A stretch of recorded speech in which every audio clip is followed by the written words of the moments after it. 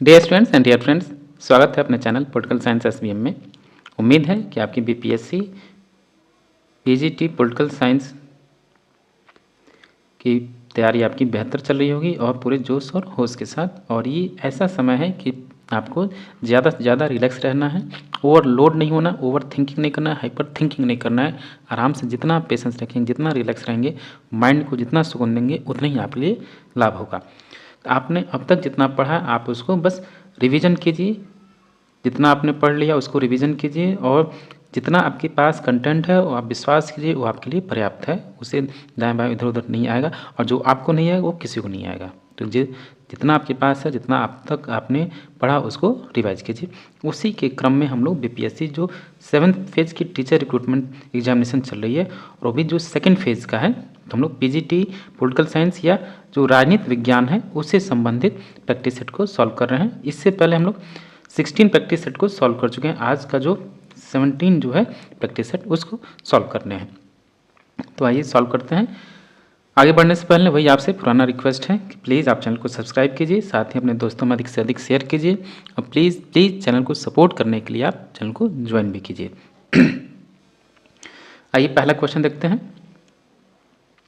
न्यायालय की पत्र आधिकारिकता वाक्यांश का निहितार्थ क्या है? तो याद रहे जो अनुच्छेद 32 है आपका या अनुच्छेद जो 226 है, इसके तहत सुप्रीम कोर्ट और जो हाई कोर्ट है वो आपके लिए 5 प्रकार के रिट जारी करते हैं। उसी से संबंधित है। आप इसको पांचों रिट को याद कर लीजिए। उसका शब्दार्थ क्या है उसको भी याद कर लीजिए। तो जो इसका सही आंसर होगा कि रिट याचिका के कार्य क्षेत्र में विस्तार से कि अधिकारिता जो न्यायालय की पत्र अधिकारिता वाक्यांश का निहितार्थ क्या है कि रिट याचिका के कार्य क्षेत्र में विस्तार। अगला प्रश्न देखिए, क्वेश्चन नंबर 2। निम्नलिखित में से किस एक वाद में सर्वोच्च न्यायालय के बहुमत ने इस विचार का प्रतिपादन किया कि विधि द्वारा स्थापित प्रक्रिया या प्रक्रम वाक्यांश को अपनाने से हमारे संविधान के अनुच्छेद 21 ने अमेरिकी विधि सम्मत प्रक्रिया के स्थान पर व्यक्तिगत स्वतंत्रता की ब्रिटिश संकल्पना को अधिमान देकर अंगीकृत किया है? किस वाद में ये आया? सुप्रीम कोर्ट का डिसीजन आया। तो जो आपका ऑप्शन बी है, मेनका गांधी बनाम भारत संघ में ऐसा डिसीजन दिया गया। क्वेश्चन नंबर 3 है, निम्नलिखित कथनों पर विचार कीजिए कि लोकहित मुकदमा से अभिप्राय क्या है? लोकहित मुकदमे से क्या अभिप्राय है, यानी जो जन कल्याण से मुकदमे उसका क्या अर्थ है कि लोक क्षति का निवारण। सही है।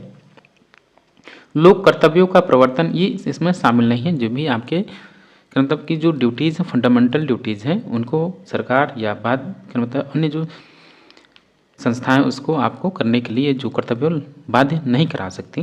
तो ये गलत है। विस्तृत अधिकार ने डिफ्यूज राइट्स का संरक्षण। सही है। विधि प्रवर्तक अभिकरण की भर्सना में से भर्सना, हाँ, विधि प्रवर्तक अभिकरण की भर्सना ये भी सही है। 1, 2 और 4 सही है, तीसरा गलत है। तो आइए ऑप्शन देखिए, इसमें से तो ऑप्शन डी राइट आंसर होगा 1, 3, 4। भारतीय उच्चतम न्यायालय के संदर्भ में आपको ये मैच करना, एक तरफ मुकदमे हैं और उनसे संबंधित अधिकारिता है। देखिए ये अधिकारिता और फिर उससे संबंधित है।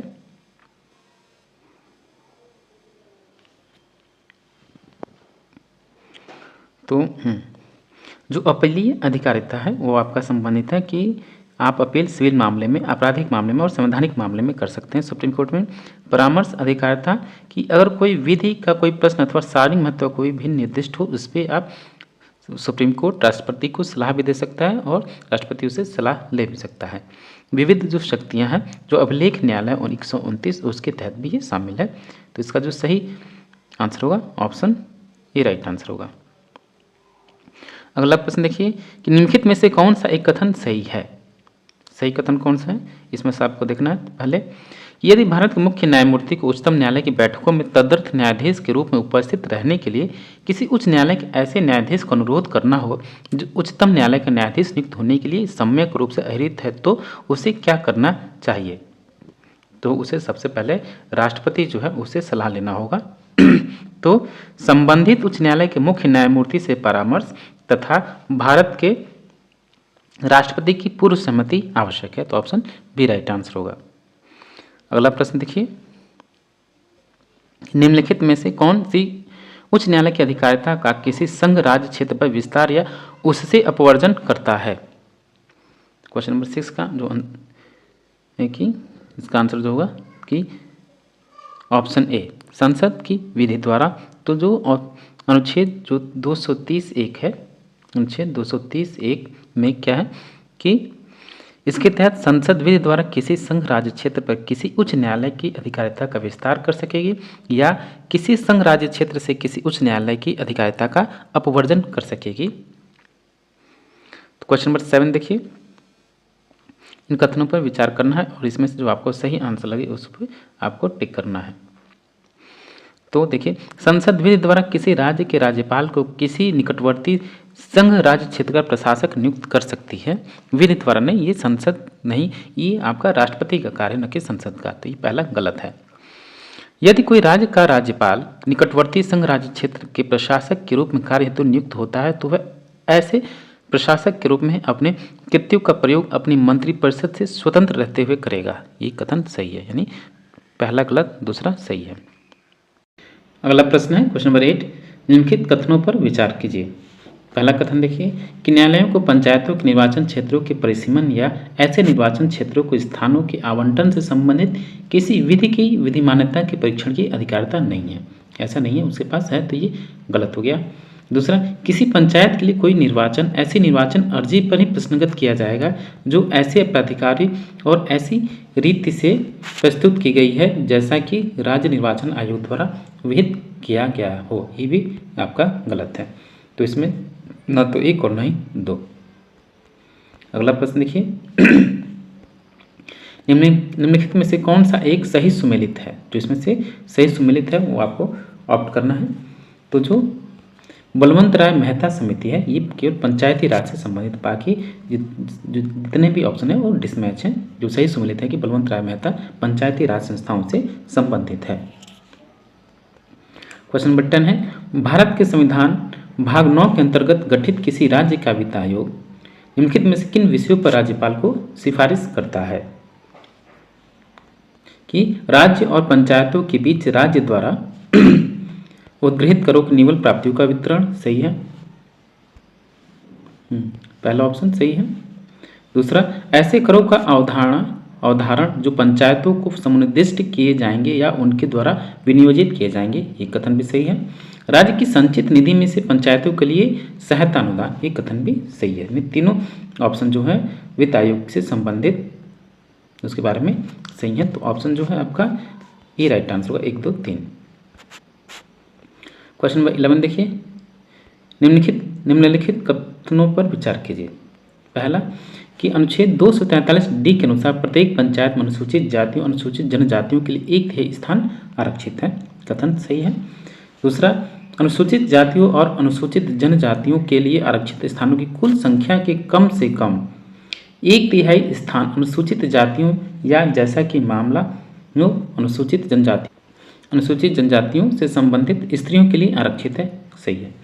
प्रत्येक स्तर पर पंचायतों में अध्यक्षों के पदों की कुल संख्या के कम से कम 1/3 पद स्त्रियों के लिए आरक्षित है, सही है। पंचायती राज व्यवस्था जो आरक्षण संबंधित जो तीनों उपबंध है सही है, तो ऑप्शन डी राइट आंसर होगा 1, 2, 3।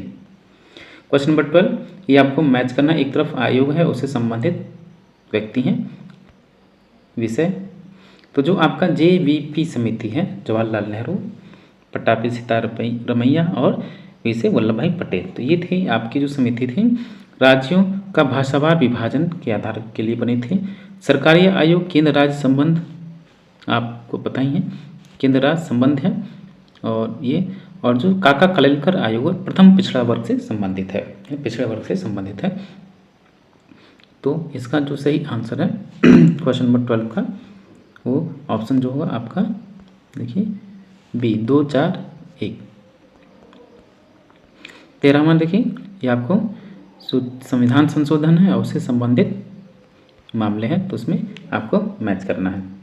तो 52वां जो संविधान संशोधन है दल बदल रोकथाम के लिए था। और जो 57वां संविधान संशोधन है 57 332 में जो नागालैंड, मेघालय, मिजोरम, अरुणाचल प्रदेश में अनुसूचित जनजातियों के लिए लोकसभा में आरक्षण के लिए शामिल किया गया। तो ये ऑप्शन इससे हो जाएगा। जो 61वां संविधान संशोधन है इसे मतदान की आयु 21 वर्ष से घटाकर कितनी कर दी गई, 18 वर्ष कर दी गई। और जो 65वां संविधान संशोधन है यानी जो 65th अमेंडमेंट है वो आपका राष्ट्रीय अनुसूचित जाति व अनुसूचित जनजाति आयोग से है। तो इसका जो सही आंसर है आपका option number C right answer होगा। क्वेश्चन नंबर 14, भारतीय संविधान में संशोधन के लिए उपबंध करने वाले विधेयक को राष्ट्रपति की स्वीकृति हेतु प्रस्तुत किए जाने से पहले कम से कम आधे से अधिक राज्यों के विधानमंडलों द्वारा पारित इस आशय के संकल्पों द्वारा उन विधानमंडलों का अनुसमर्थन निम्नलिखित में से किस एक में परिवर्तन के लिए अपेक्षित नहीं है। आपसे पूछा रहा अपेक्षित नहीं है तो किसके पर अपेक्षित नहीं है, तो राज्यपाल की क्षमादान की शक्ति से संबंधित अनुच्छेद, तो ऑप्शन डी राइट आंसर होगा। क्वेश्चन नंबर 15 देखिए, निम्नलिखित में से किसी एक संविधान संशोधन अधिनियम में महानगरीय आयोजन समिति गठित करने का प्रावधान किया गया।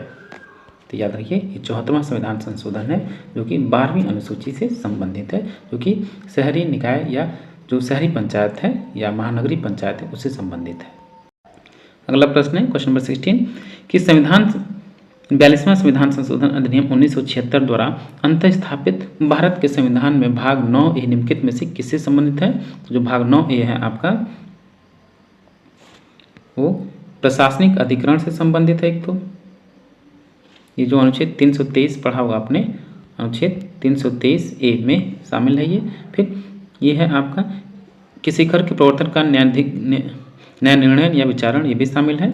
और नगर संपत्ति की अधिकतम सीमा का न्याय निर्णय या विचारण, ये भी शामिल है भाग 9 में। और जो चौथा है औद्योगिक और श्रम विवाद का न्याय निर्णय का विचारण, ये चारों इसमें शामिल है भाग 9A में। तो इसका जो सही आंसर होगा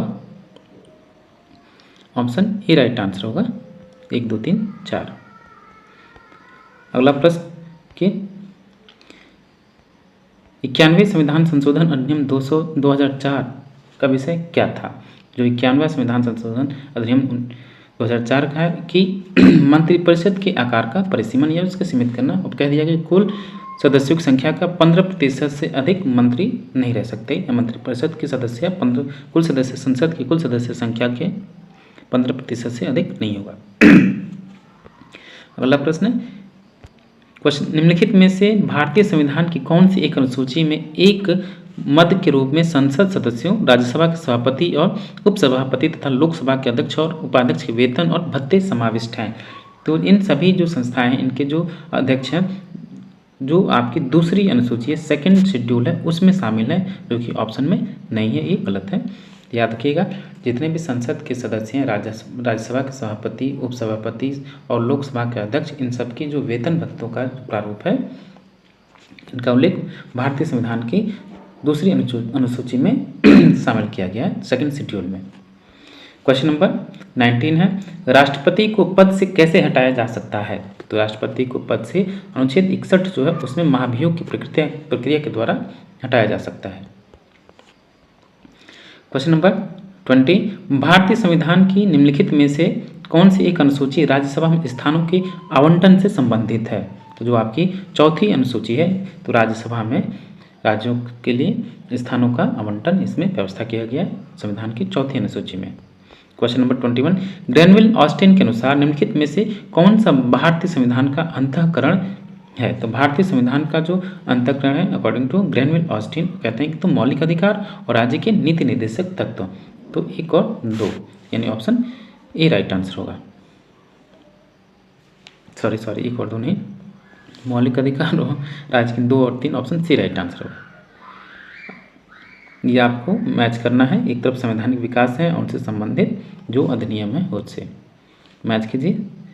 तो जो डायआर्की द्विशासन व्यवस्था यानी प्रांतों में द्वैत शासन जो आया वो आपका द्वैत शासन 1919 के अधिनियम से, जो संघवाद है भारत शासन अधिनियम 1935 से संबंधित है। सांप्रदायिक निर्वाचक मंडल जो कम्युनल इलेक्टोरेट थे जो पहली बार मुसलमानों के लिए पृथक निर्वाचन प्रणाली अपनाई गई पार्लियामेंटो सुधार 1909 के तहत, और जो गवर्नर जनरल के पद की रचना की गई 1773 के रेगुलेटिंग एक्ट के तहत। तो इस हिसाब से जो आपका सही आंसर है देखिए ऑप्शन ए राइट आंसर होगा। अगला प्रश्न देखिए, निम्नलिखित में से कौन सा एक किसान आंदोलन नहीं है? तो किसान आंदोलन आपका पहले तो खेड़ा आंदोलन भी है, तेलंगाना और तेभागा तीनों ही किसान आंदोलन, लेकिन जो आपका तबलीग आंदोलन है किसान आंदोलन नहीं है, मुसलमानों के लिए पृथक से एक आंदोलन था। क्वेश्चन नंबर 24, निम्नलिखित कथनों पर विचार कीजिए। यदि अनुच्छेद 360 के अधीन राष्ट्रपति वित्तीय आपात की घोषणा करता है तब उसकी उद्घोषणा से क्या तात्पर्य, उसका क्या प्रभाव पड़ेगा? तो देखिए, तो 360 के तहत क्या हो सकता है कि किसी पश्चातवर्ती उद्घोषणा द्वारा वापस ली जा सकती है या परिवर्तित की जा सकती है। सही है। 2 मास की समाप्ति पर परिवर्तन में नहीं रहेगी यदि उस अवधि की समाप्ति से पहले संसद के दोनों सदनों के संकल्पों द्वारा उसका अनुमोदन नहीं कर दिया जाता। सही है। तो इसके दोनों कथन सही है, तो ऑप्शन सी राइट आंसर होगा। 1 और 2 दोनों। क्वेश्चन नंबर 25 देखिए, निम्नलिखित कथनों पर विचार कीजिए और इनमें से आपको सही ऑप्शन चूज करना है।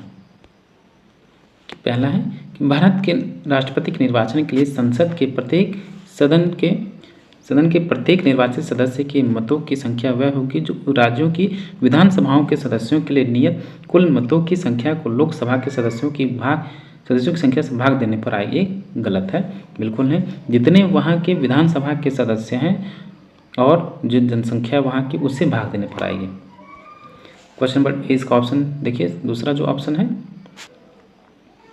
कि भारत के उपराष्ट्रपति का निर्वाचन संसद के दोनों सदनों के सदस्यों तथा प्रत्येक राज्य की विधानसभाओं के निर्वाचित सदस्यों से मिलकर बनने वाले निर्वाचक गण के सदस्यों द्वारा होगा। बिल्कुल नहीं। जो उपराष्ट्रपति का निर्वाचन होता है तो उसमें जो संसद के दोनों सदस्य थे केवल वही शामिल होते हैं, न कि राज्य विधानसभाओं के, तो दोनों गलत हैं। तो ऑप्शन इसमें से डी राइट आंसर हुआ, उपयुक्त में से कोई नहीं। क्वेश्चन नंबर 26 कि निम्नलिखित युग्मों में से कौन सा एक सही सुमेलित नहीं है? क्वेश्चन नंबर 26, निम्नलिखित में से कौन सा एक सही सुमेलित नहीं है? तो जो इसमें सही सुमेलित नहीं है कि अधीनस्थ विधि निर्माण समिति, स्थायी जांच समिति। तो याद रहे कि जो अधीनस्थ विधान समिति है, जांच समिति न होकर छानबीन समिति है, ये आपको ध्यान रखना है। तो ऑप्शन सी राइट आंसर होगा। अगला प्रश्न है क्वेश्चन नंबर 28 कि आपको मैच करना है। एक तरफ मौलिक अधिकार है और भारतीय संविधान के अनुच्छेद हैं। तो जो समता का अधिकार है अनुच्छेद 14 से 18 तक है, सही है। स्वतंत्रता का अधिकार ये आपका अनुच्छेद 19 है। धर्म का स्वतंत्रता का अधिकार अनुच्छेद 25 और संवैधानिक उपचारों का अधिकार जो है आपका अनुच्छेद 32 है। ठीक, जो इसका सही आंसर होगा ऑप्शन सी राइट आंसर होगा। अगला प्रश्न देखिए क्वेश्चन नंबर 29, ये आपको भारतीय संविधान में संशोधन और उनसे संबंधित जो प्रावधान है उसको, जो 53वां संविधान संशोधन है ये 1986 में आया। 1986 द्वारा संविधान के में अनुच्छेद 371 जी जोड़कर मिजोरम को राज्य बनाया गया। जो 53वां है इसमें जो आपका मिजोरम है उसको राज्य बनाया गया। 61वें संविधान संशोधन के माध्यम से क्या 21 मताधिकार की आयु 21 वर्ष से घटाकर 18 वर्ष करना, और जो 74वां संविधान संशोधन है 3 तरह की पालिकाओं का गठन किया गया, और जो आपका 79वां अमेंडमेंट है उसके तहत अनुसूचित जातियों, जनजातियों एवं एंग्लो इंडियंस के लिए लोकसभा और राज्यसभा की राज्यों की विधानसभाओं में आरक्षण का 10 वर्ष बढ़ाया गया। तो इस हिसाब से जो आपका सही आंसर होगा 29 का सी राइट आंसर होगा। अगला प्रश्न कि भारतीय संघ के राज्यों का पुनर्गठन किया जा सकता है अथवा उनकी सीमाएं परिवर्तित की जा सकती हैं किस माध्यम से? कि संसद द्वारा विधान की सामान्य प्रक्रिया में साधारण बहुमत के द्वारा, नहीं संसद द्वारा जो भी है सामान्य प्रक्रिया, सामान्य संशोधन जो सामान्य प्रक्रिया है उसकी साधारण बहुमत से आप राज्यों के पुनर्गठन या उनके नामों में या सीमाओं में परिवर्तन कर सकते हैं, जिसके लिए विशेष बहुमत की आवश्यकता नहीं होती है।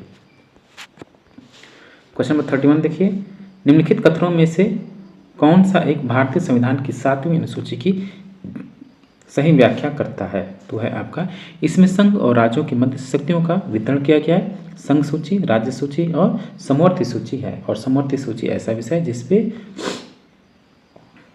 केंद्र और राज्य दोनों बना सकते हैं कानून, लेकिन जो अवशिष्ट शक्तियाँ प्राप्त हैं किसको, केंद्र को प्राप्त है या संघ को प्राप्त है, उसमें केवल संघ को अनन्य अधिकार प्राप्त है।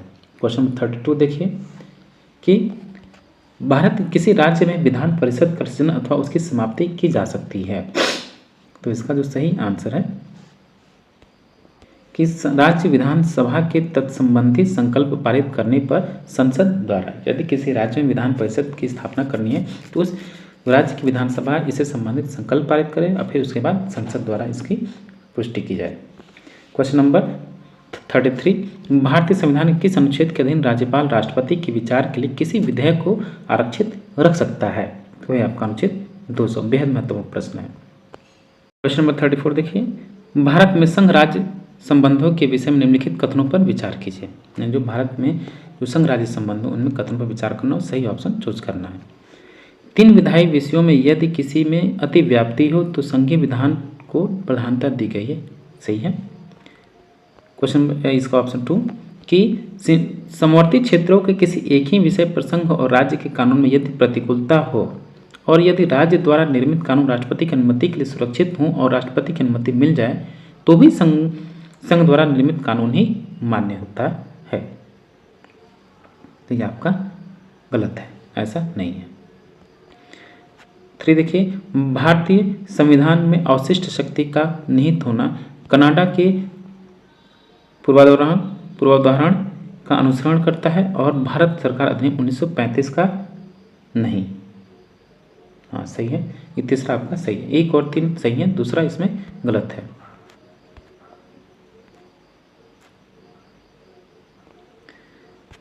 क्वेश्चन नंबर 35 देखिए, संविधान के 86वें संशोधन द्वारा 86th जो अमेंडमेंट है संविधान का, उसके द्वारा कि निःशुल्क और अनिवार्य प्राथमिक शिक्षा एक मौलिक अधिकार बन गया और किसमें शामिल किया गया? अनुच्छेद 21 का, जो कि जीवन की स्वतंत्रता का अधिकार, उसमें इसको अंतर स्थापित किया गया है। क्वेश्चन नंबर 36, निम्नलिखित में से कौन सा एक कथन सही है? सर्वाधिकारी राज्य के संबंध में, सर्वाधिकारवादी या सर्वाधिकारी राज्य के संबंध में कौन से कथन सही है? तो इसमें जो है आपका कि व्यक्ति के जीवन और कार्यकलापों के प्रत्येक क्षेत्र को नियमित करने का दावा करता है कौन? सर्वाधिकारवादी राज्य। अगला प्रश्न कि व्यक्ति की राज्य के प्रति अधीनस्थता निम्नलिखित में से किस एक की अनिवार्य विशेषता है? वह है आपका कि फांसीवादी राज्य की। क्वेश्चन नंबर 38, फांसीवाद ने निम्नलिखित में से किस एक सिद्धांत को अस्वीकार किया? किस एक सिद्धांत को अस्वीकार किया है? तो है आपका अधिकार एवं स्वतंत्रताएं इनको इसमें नहीं मिलती हैं नागरिकों को, इसलिए सिद्धांत को उसने अस्वीकार कर दिया। क्वेश्चन नंबर 39 है, किसी न्यायोचित समाज में आर्थिक समानता ही एकमात्र समस्या नहीं है, बल्कि एक ही समाज के अंदर स्वतंत्रता और समानता दोनों को उपलब्ध करने की कहीं अधिक कठिन समस्या है। तो ये कथन किसका है? तो ये कथन आपका जो भी किससे संबंधित है? तो ये जो आपका लोकतांत्रिक समाजवाद है, इससे ये व्यवस्था औचित्य ठहराती है। क्वेश्चन नंबर 40 है, मार्क्सवादी चिंतन में प्राधान्य यानी हेजिमनी जो है, प्राधान्य की संकल्पना निम्नलिखित में से किससे सघनता से जुड़ी हुई है? तो है आपका एंटोनियो ग्राम्सी से। मॉडर्न प्रिंस इसकी फेमस पुस्तक है। लोकहितवादी की व्यवस्था भारत में कैसे प्रारंभ की गई? यानी लोक कल्याणकारी व्यवस्था भारत में कैसे प्रारंभ की गई? तो इसमें न्यायिक पहल के द्वारा भारत में लोकहितवादी अवधारणा का कंसेप्ट किया, PIL जिसको बोलते हैं, उसको शामिल किया गया। क्वेश्चन नंबर 42 है कि निम्नलिखित कथनों पर विचार कीजिए कि विघटन के पश्चात निर्वाचित पंचायत पूर्ण अवधि तक काम नहीं करती परंतु वह शेष अवधि तक काम ही करेगी। ये कथन सही है। दूसरा कि पंचायतों में अनुसूचित जातियों, अनुसूचित जनजातियों, महिलाओं के लिए स्थान आरक्षित हैं परंतु पिछड़े वर्ग के नारियों के लिए नहीं, ये गलत है, सबके लिए आरक्षण है। तो इसमें केवल एक सही होगा, ए। अगला प्रश्न देखिए, निम्नलिखित में से किस समिति या आयोग ने स्थानीय वित्त आयोग के निर्माण का सुझाव दिया? तो है आपके अशोक मेहता समिति। अगला प्रश्न 44, निम्नलिखित में से किस आयोग द्वारा राज्यपाल के पद की समाप्ति का सुझाव दिया गया? तो है आपके राजमन्नार समिति, जो कि तमिलनाडु सरकार के द्वारा इसकी स्थापना की गई, लेकिन केंद्र सरकार ने इसको खारिज कर दिया। क्वेश्चन नंबर 45 है, निम्नलिखित प्रावधानों में से किसके अंतर्गत प्रत्येक पंचायत में अनुसूचित जातियों अनुसूचित जनजातियों के लिए आरक्षण की व्यवस्था की गई है? तो ये है आपका अनुच्छेद 243 D, option D right answer होगा। अगला प्रश्न है क्वेश्चन नंबर 46, राष्ट्रीय न्यायिक आयोग की नियुक्ति का सबसे प्रमुख उद्देश्य क्या है? तो इसका सबसे प्रमुख उद्देश्य यह है कि उच्चतम स्तर पर न्यायाधीशों की नियुक्ति में निष्पक्षता तथा पारदर्शिता लाने का प्रयास। तो ऑप्शन ए जो राइट आंसर होगा, बाकी ऑप्शन तो क्वेश्चन नंबर 47, न्यायमूर्ति मालिमत समिति के द्वारा निम्नलिखित क्षेत्रों में से किस क्षेत्र में सुधारों की सिफारिश की गई या संस्तुति की गई? तो है आपकी आपराधिक न्याय व्यवस्था में। अगला प्रश्न, भारतीय संविधान के 73वें और 74वें संशोधन के अनुसार स्थानीय निकायों में चुनावों का प्रावधान है प्रत्येक 5 वर्ष पश्चात।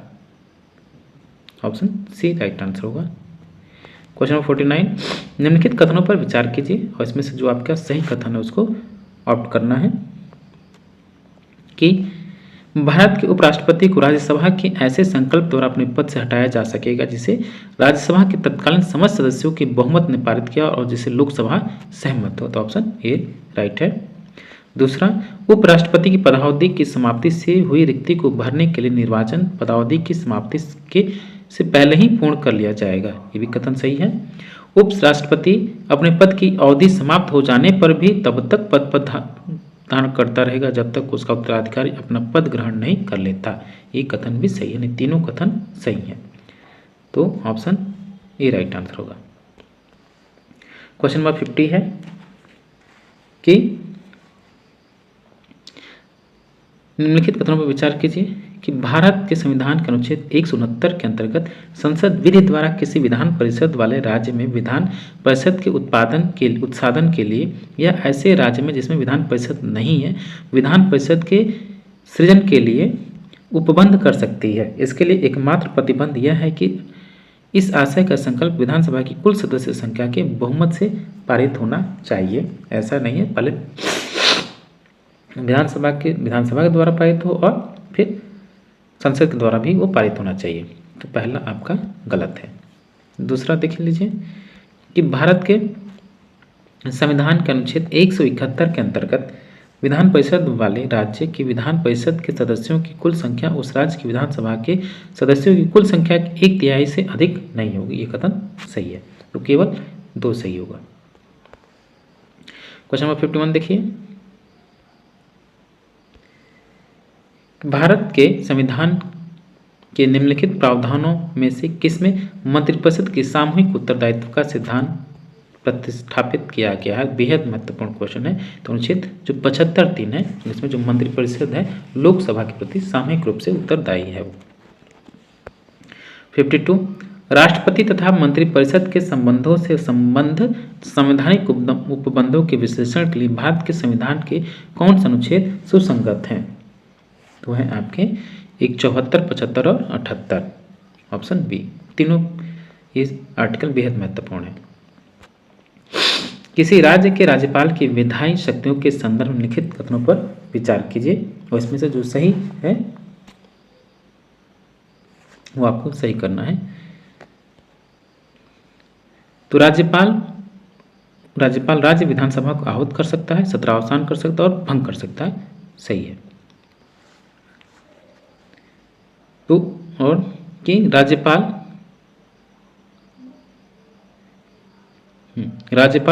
राज्य विधानसभा की बैठकों को स्थगित कर सकता है, ये गलत है, ये उसके पास अधिकार नहीं है, विधानसभा अध्यक्ष के पास है अधिकार।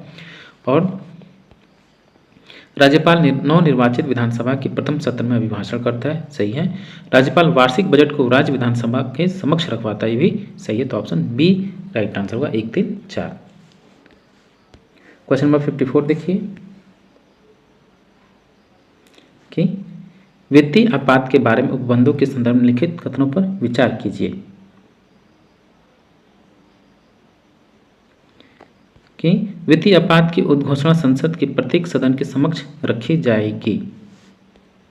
हाँ ये सही है, लोकसभा में भी और फिर राज्यसभा में दोनों सदनों द्वारा पारित होना चाहिए। तो ये ऑप्शन सही है। अगला प्रश्न कि वित्तीय आपात की घोषणा 6 मास की समाप्ति पर प्रवर्तन में नहीं रहेगी यदि उस अवधि की समाप्ति से पहले संसद के दोनों सदनों के संकल्पों द्वारा उसका अनुमोदन कर दिया गया है। ये आपका गलत है, क्योंकि वित्तीय उद्घोषणा सामान्यतः 2 मास के लिए प्रवृत्त होती है, न कि 6 माह के लिए। तो ये गलत है, ध्यान रखिएगा, ये 2 माह के लिए होती है, न कि 6 माह के लिए। तो इसमें केवल 1 सही होगा और 2 गलत है। क्वेश्चन नंबर 55, निम्नलिखित कथनों पर विचार कीजिए कि जब आपातकाल की उद्घोषणा प्रवर्तन में हो तब भारत के संविधान का अनुच्छेद 359 तब तक प्रवृत्त नहीं होगा जब तक कि राष्ट्रपति आदेश निकालकर यह निर्दिष्ट न करें कि कौन से अधिकार निलंबित किए जाने हैं। सही है। और जो आपका अनुच्छेद 359 है बेहद महत्वपूर्ण है।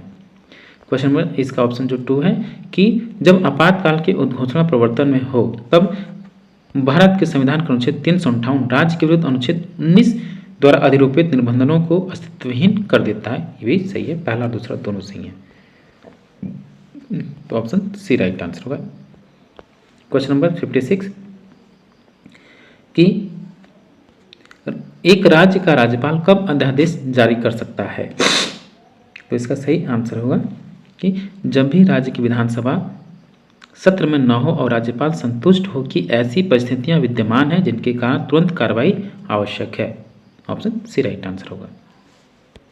निम्नलिखित में से कौन सी पुस्तक कार्ल मार्क्स द्वारा लिखित नहीं लिखी गई है। तो दास कैपिटल उसकी है, कम्युनिस्ट मैनिफेस्टो भी कार्ल मार्क्स की है, मैथ्यू प्राइस एंड प्रॉफिट ये वैल्यू है, वैल्यू प्राइस एंड प्रॉफिट उसकी है, लेकिन ग्रामर ऑफ पॉलिटिक्स जो है किसके, लास्की की रचना न की उसके। तो ऑप्शन बी राइट आंसर होगा। अगला प्रश्न 58, निम्न में से कौन सा युग्म गलत है। तो 58 में कौन सा युग्म गलत। फ्रांस संवैधानिक परिषद सही है, स्विट्जरलैंड ये आपका जरीमैंडरिंग है सही है, चीन केंद्रीय सैन्य आयोग सही है, और अमेरिका एक बार स्पीकर सदैव स्पीकर ये गलत है। अमेरिका में नहीं बल्कि ब्रिटेन में ये परंपरा थी, लेकिन वर्तमान में अब नहीं है। तो ऑप्शन डी राइट आंसर होगा। क्वेश्चन नंबर 59, राजनीति विज्ञान में व्यवहारवाद एक प्रवृत्ति थी जिसने, यानी जो ये प्रश्न है आपके जो बिहेवियरलिज्म है उससे संबंधित है। तो किस 59 जो है किससे संबंधित है, जो आपका व्यवहारवाद कि राजनीति विज्ञान को प्राकृतिक विज्ञान में बदलने का प्रयास। ऑप्शन बी राइट आंसर होगा। क्वेश्चन नंबर 60, निम्नलिखित में से फांसीवाद की विशेषता कौन नहीं है, यानी जो फांसीवादी व्यवस्था है उसकी विशेषता कौन सी नहीं है। तो यह अंतर्राष्ट्रीय कानूनों में पूरी तरह निष्ठा रखता है, बिल्कुल गलत, ऐसा नहीं है। तो ऑप्शन डी राइट आंसर होगा। क्वेश्चन नंबर 61, निम्नांकित में से कौन सा संविधान के सिद्धांत से संबंधित नहीं है। तो संविधान के सिद्धांत से संबंधित कौन सा नहीं है कि गतिहीन दस्तावेज, बिल्कुल नहीं, ये प्रोग्रेसिव होता है। ऑप्शन सी इसका राइट आंसर होगा। क्वेश्चन नंबर 62, निम्न में से कौन सी एक संकल्पना नागरिकों को प्रजा होने से भिन्न करती है। तो नागरिकों को प्रजा होने से भिन्न करती हुई कौन सी विशेषता, आज्ञाकारिता। अगला प्रश्न, निम्न में से कौन सा कथन सही है। तो इसमें से जो सही कथन है, नए राज्यों, ये भी पहला भी गलत है और दूसरा भी, तीसरा राज्य सूची में लिखित विषयों पर संसद के विधि बनाने को अधिकृत करने में। तो ऑप्शन सी राइट आंसर होगा। अगला प्रश्न 64, भारत के राष्ट्रपति के विधायी शक्तियों के संबंध में निम्नलिखित कथनों पर विचार कीजिए।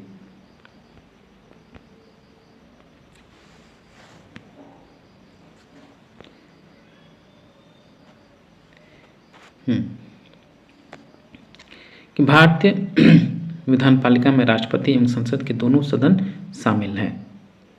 सही है, पहला सही है। यदि राष्ट्रपति विधेयक को लौटाना चाहे तो वह 1 माह के भीतर ऐसा करेगा। ऐसा नहीं है कि 1 माह ले 4 महीने ले, वो अपने पॉकेट वीटो का भी यूज कर सकता है। उसको मतलब कि लंबे समय तक उस पर कोई निर्णय नहीं ले सकता। तो दूसरा गलत है। तीसरा देखिए, राज्यपाल द्वारा राष्ट्रपति की सहमति हेतु आरक्षित विधेयक को 2 माह के भीतर विधायिका को पुनर्विचारार्थ भेजा जा सकता है। ये भी गलत है।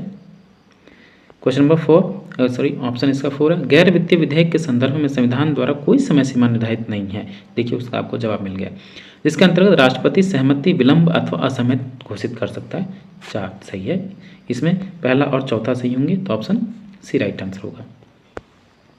क्वेश्चन नंबर 65 देखिए कि किसने विकास प्रशासन को ऐसे परिभाषित किया है कि यह क्रियान्मुखी, उद्देश्योन्मुखी और प्रशासनात्मक पद्धति है। एक्शन ओरिएंटेड, गोल ओरिएंटेड यानी डेवलपमेंट एडमिनिस्ट्रेशन को किसने कहा? तो ये है आपके एडवर्ड विडनर साहब। क्वेश्चन नंबर 66 निम्नलिखित तथ्यों में से कौन सा पंचायती राज के अर्थ की सर्वोत्तम व्याख्या करता है? तो है आपका कि एक तो लोकतांत्रिक विकेंद्रीकरण सही है, प्रशासनिक विकेंद्रीकरण की बात नहीं करता है। सामुदायिक विकास योजनाओं में पंचायतों की सक्रिय भागीदारी और अधिक वित्तीय शक्तियों का उपभोग। तो 1, 3, 4 यानी ऑप्शन डी राइट आंसर होगा। क्वेश्चन नंबर 67 कि संघ लोक सेवा आयोग का सदस्य किसके द्वारा हटाया जा सकता है? तो ये मात्र सर्वोच्च न्यायालय की रिपोर्ट के आधार पर राष्ट्रपति द्वारा। ऑप्शन डी राइट आंसर होगा। क्वेश्चन नंबर 68 352 के तहत प्रथम बार राष्ट्रपति द्वारा आपातकाल की घोषणा कब की गई थी? तो जब आपके प्रधानमंत्री श्री जवाहरलाल नेहरू थे चीन के युद्ध के दौरान 1962 में। Question number 69 state of nature पर लॉक का विचार क्या है? यानी जो राज्य की प्राकृतिक अवस्था उस पर उसका क्या विचार है, यानी क्या कहता है? तो कहता है कि स्टेट ऑफ जो नेचर राज्य की प्रकृति क्या है कि पूर्व राजनीतिक है। यानी राजनीति वो तो समाज की बात करता है, लेकिन वो वही कहता है कि राज्य के निर्माण होने से पहले समाज तो था लेकिन राजनीतिक व्यवस्था नहीं थी। लेकिन जब आप हॉब्स में आएंगे तो वो कहता है पूर्व सामाजिक तथा पूर्व राजनीतिक दोनों। तो याद रखिएगा इस चीज़ को आप। क्वेश्चन नंबर 70 विधि का शासन किस प्रकार की समानता को प्रतिस्थापित करता है? तो है आपका प्रक्रियात्मक प्रोसीजरल। क्वेश्चन नंबर 71 कि किसने रूसो की सामान्य संकल्प यानी सामान्य इच्छा के सिद्धांत के साथ ऑस्टिन के निश्चित सर्वोच्च यानी संप्रभुत्व शक्ति के सिद्धांत में सामंजस्य स्थापित किया है? तो है आपके टी.एच. ग्रीन। क्वेश्चन नंबर 78 देखिए निम्नलिखित में से कौन सा कथन सही नहीं है? राज्यपाल को अध्यादेश निर्माण की शक्ति प्राप्त है, कथन सही है। राज्यपाल की अध्यादेश की निर्मात्र शक्ति स्वविवेकी, ये गलत है बिल्कुल नहीं। जब तक वो उसको मंत्रिपरिषद नहीं करेगी तब तक ऐसा नहीं कर सकता। राज्यपाल अध्यादेश को वापस करने में सक्षम है, बिल्कुल नहीं, ये भी गलत है। ये सॉरी ये सही है आपका। ये जो एक उसको अध्यादेश को वापस करने में सक्षम है। राज्यपाल को अध्यादेश निर्माण की शक्ति राज्य विधानमंडल के समव्यापक है, उसी के समान भी सही है। तो ऑप्शन बी गलत होगा। अगला प्रश्न देखिए 79 प्रत्येक सदन में एक विधि समिति होती है और इसके सदस्यों की संख्या होती है, कैसी? तो एक विधि इसके जो विधि सदस्य होते हैं उसमें इसके सदस्यों की जो संख्या है कि एक उसमें अध्यक्ष सहित जो इस समिति का पदेन अध्यक्ष होता है, जो अध्यक्ष होगा उस समिति का पदेन अध्यक्ष होगा, इसमें कुल 15 सदस्य होते हैं। तो ऑप्शन बी राइट आंसर होगा। और लास्ट क्वेश्चन नंबर 80 कि संप्रभुता के अद्वैतवादी सिद्धांत का मुख्य दोष यह है कि वह सभी शक्तियां एक निश्चित मानव श्रेष्ठ में निहित कर देता है, जिससे वो व्यक्ति निरंकुश हो जाता है, जिसके लिए आपने राज्य की स्थापना की या फिर उसी में आप फंस जाते हैं। ये गलत है, जैसे कि हॉब्स का या आपका उसका हुआ ऑस्टिन का या आपका बोंदा का हुआ। तो ऑप्शन डी इसमें राइट आंसर होगा। तो मिलते हैं आपसे नेक्स्ट वीडियो में, आपका सिलेक्शन हो। इन्हीं शुभकामनाओं के साथ आप तैयारी अपनी बेहतर कीजिए और रिलैक्स रहिए, शांति से रहिए, दिमाग को ठंडा कीजिए और अपनी तैयारी पे फोकस कीजिए। आपका सिलेक्शन हो, इन्हीं शुभकामनाओं के साथ मिलते हैं आपसे नेक्स्ट वीडियो में। Thank you for watching.